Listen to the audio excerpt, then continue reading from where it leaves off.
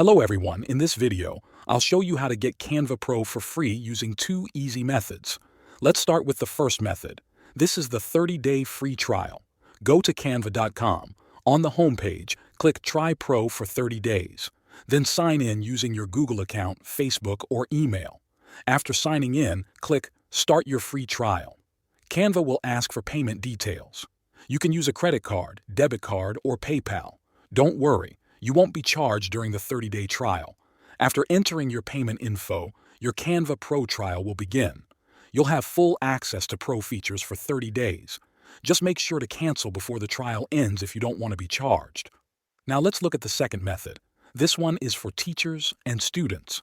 Go to your account and click on Plan and Pricing. Then click on Education. This is Canva's education program. Use your school email address if you have one. Canva will check if your email belongs to a real school. If it works, you'll get Canva Pro for free.